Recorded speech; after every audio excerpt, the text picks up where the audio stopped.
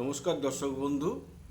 আজকে আমরা যে নক্ষত্র নিয়ে আলোচনা করব সেটা হচ্ছে উত্তর ফাল্গুনী নক্ষত্র। উত্তর ফাল্গুনী নক্ষত্র সিংহ রাশিতে 26°40' থেকে কন্যা রাশিতে 10° পর্যন্ত বিস্তৃত। অর্থাৎ এটা দুটো রাশি পেয়েছে, একটা হচ্ছে সিংহ রাশি, একটা হচ্ছে কন্যা রাশি। তাহলে দুটো রাশির যে আলাদা আলাদা বৈশিষ্ট্য সেটা তো আছেই, কিন্তু নক্ষত্রের যে নিজস্ব বৈশিষ্ট্য সেটাকেই তুলে ধরবার চেষ্টা করছি।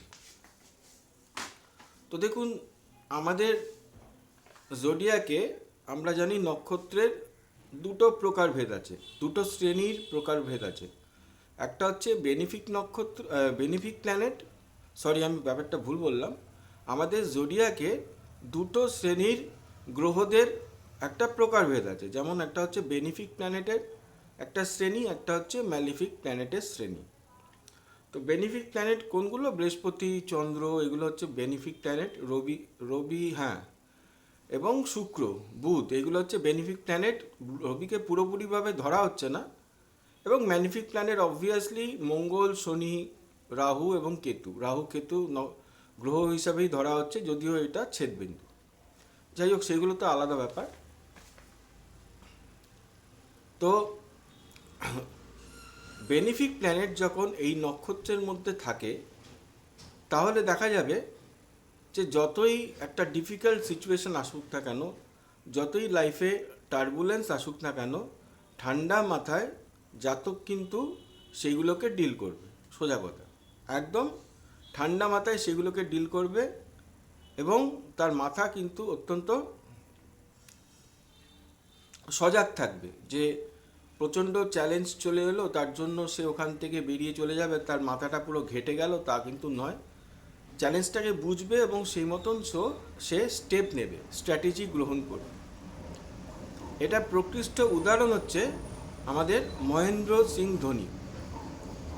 মহেন্দ্র সিং ধোনিকে আমরা জানি আরেকটা নামে, সেটা হচ্ছে ক্যাপ্টেন কুল। ক্যাপ্টেন কুল নামে তাকে কেন জানি? তার কারণটা হচ্ছে যে যখনই কোনো প্রতিকূল সিচুয়েশন ওই ক্রিকেট ম্যাচে চলে আসছে, ধোনি কিন্তু তার মাথাকে ঠান্ডা রেখে সেই পরিস্থিতিকে কি করে অনুকূলে আনা যায় তার জন্য সে কিন্তু নিরন্তর স্ট্র্যাটেজি গ্রহণ করে এবং সেগুলোকে সে অ্যাপ্লাই করে ভারতের যে জয়টা সেটা কিন্তু সে করিয়ে দিত। বা চেন্নাই সুপার কিংসের যখন সে খেলে আর কি, সেই ব্যাপারটাও কিন্তু আমরা তার বৈশিষ্ট্যের মধ্যে পরিলক্ষিত করেছি। তার জন্যই কিন্তু তার নামটা হয়ে গেছে ক্যাপ্টেন কুল। এবার তাহলে মেলিফিক প্ল্যানেট যখন এই নক্ষত্রের মধ্যে থাকে, তাহলে কি হতে পারে? এখানে একটা ব্যাপার রয়েছে, এরা কিন্তু কুল থাকবে, কিন্তু কুল থাকবে কোন ব্যাপারে? এদের যে ধারণা রয়েছে সেই ধারণাতে এরা কিন্তু কুল থাকবে।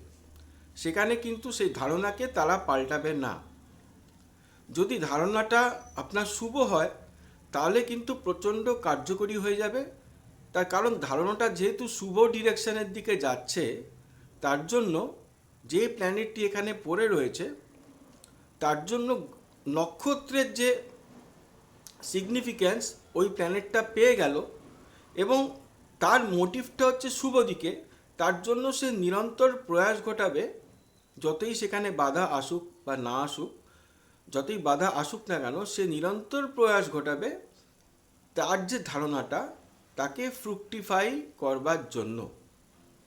এবার ধারণায় যদি কোনো গলদ থেকে থাকে তাহলে কিন্তু সে সেই ধারণা থেকে বেরিয়ে আসতে পারবে না, যেহেতু ম্যালিফিক প্ল্যানেটটি পড়ে গেছে উত্তর ফাল্গুনী নক্ষত্রে। ধরুন তার কোনো একটা কাজ করলে তার জন্যই সেটা কিন্তু তার ক্ষেত্রে কিন্তু অত্যন্ত ভালো।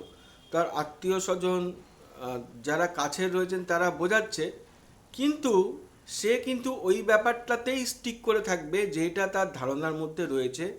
তাকে যতই ভালো হোক না কেন যে তুমি এই জিনিসটা একটু পাল্টাও তাহলেই তোমার ভালো হবে, সে কিন্তু সেটা পাল্টাতে চাইবে না। এবং তাকে যখন বলা হচ্ছে সে কিন্তু বিরক্ত কিন্তু হবে না। সে কিন্তু মানে ধরুন রেগে গেল বা রেগে গিয়ে অন্য কিছু বললো তা কিন্তু করবে না। সে ঠান্ডা মাথায় শুনবে, কিন্তু নিজের যে ভাবনাটা সেই ভাবনার মধ্যেই কিন্তু থাকবে। তো এটাই ছিল আজকে উত্তর ফাল্গুনী নক্ষত্র সম্বন্ধে আপনাদেরকে জানানোর। যদি আলোচনা আপনাদের ভালো লেগে থাকে তাহলে লাইক, শেয়ার এবং সাবস্ক্রাইব আপনারা করবেন। এবং যদি আপনাদের কোনো কমেন্ট থাকে তাহলে সেই কমেন্টটা আপনারা পাস করবেন, এবং কী ধরনের টপিক আপনারা আরও শুনতে চান সেটা নিয়েও কিন্তু আপনারা লিখবেন। আমি ভবিষ্যতে আপনাদের টপিক অনুসারে কন্টেন্ট তৈরি করে আপনাদেরকে দেওয়ার চেষ্টা করব। সবাই ভালো থাকবেন। নমস্কার।